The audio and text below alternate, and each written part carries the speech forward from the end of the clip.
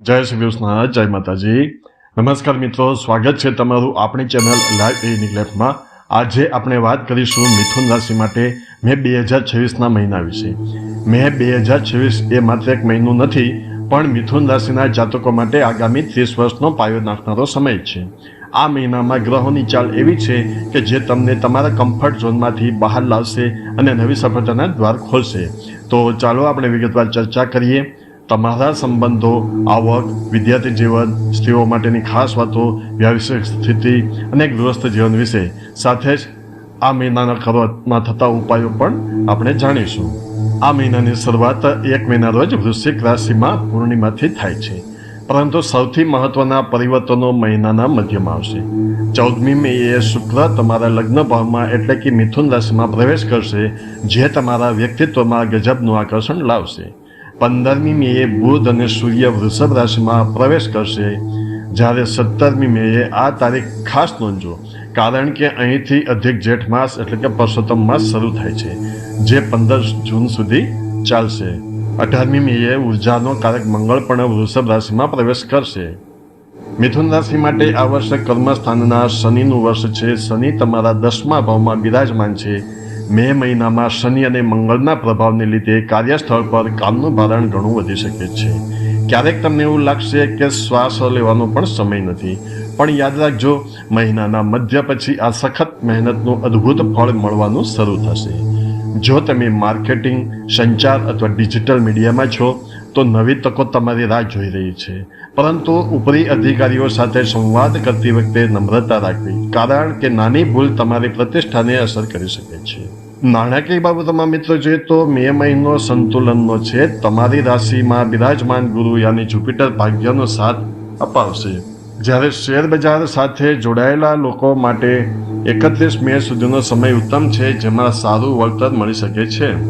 ખાસ સાવધાની એ વર્તવાની રહેશે કે 11 માર્ચથી 2 જૂન વચ્ચે તમારા ખર્ચમાં અચાનક વધારો થઈ શકે છે. ખાસ કરીને ઘરની સજાવટ અથવા લક્ઝરી પાછળ ખર્ચ થશે. લોન લેતા પહેલા દસ્તાવેજો બરાબર તપાસી લેવા.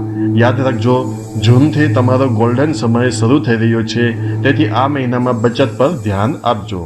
14મી મે પછી ઘરમાં આનંદનું વાતાવરણ રહેશે. તમે તમારા માતા પિતાને તીર્થયાત્રા પર લઈ જવાનું આયોજન કરી શકો છો. સંતાનોના કરિયર વિશે થોડી ચિંતા રહી શકે છે, પરંતુ 16 મેના ન્યૂ મૂન પછી પરિસ્થિતિ હળવી થશે. પિતાના સ્વાસ્થ્યનું ધ્યાન રાખવું અને સાસરિયા પક્ષ સાથે મધુર સંબંધો જાળવવા પ્રયત્ન કરવો. જેઓ પરિણીત છે તેમના માટે મે મહિનામાં લગ્નના માંગા આવવાના પ્રબળ યોગ છે.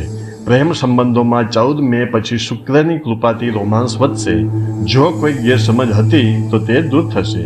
લગ્ન માટે પરિવારને મનાવવાનો આ શ્રેષ્ઠ સમય છે. વિદ્યાર્થીઓ માટે જોઈએ તો ગુરુની 5મા ભાવ પરની દ્રષ્ટિ ભણવામાં એકાગ્રતા વધારશે.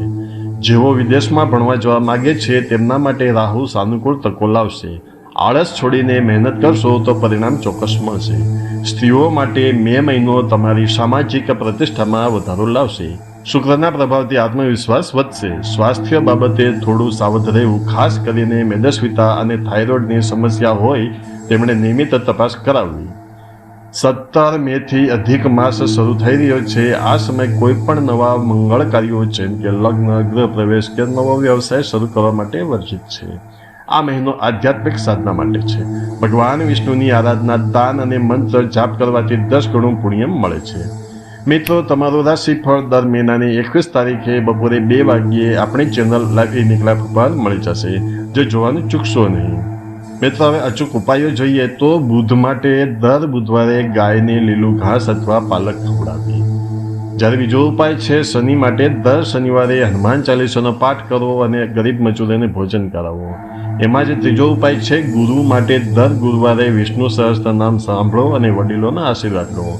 જ્યારે ચોથો ઉપાય છે મંત્ર ઓમ નમઃ ભગવતે વાસુદેવાય અને ઓમ ગમ ગણપતિએ નમઃનો જાપ કરો. મિત્રો, મે 2026 તમારા માટે પરિવર્તનનું વર્ષ છે. જો તમે શિસ્ત અને ધીરજ રાખશો તો શનિ અને ગુરુની યુતિ તમને શિખર પર પહોંચાડી શકે છે. જો તમને આ વિડીયો ગમ્યો હોય તો તેને લાઇક અને શેર જરૂર કરજો. તમારી રાશિ વિશેના આવા જ વિડીયો જોવા માટે ચેનલને સબસ્ક્રાઇબ કરો. જય શ્રી કૃષ્ણ, જય માતાજી.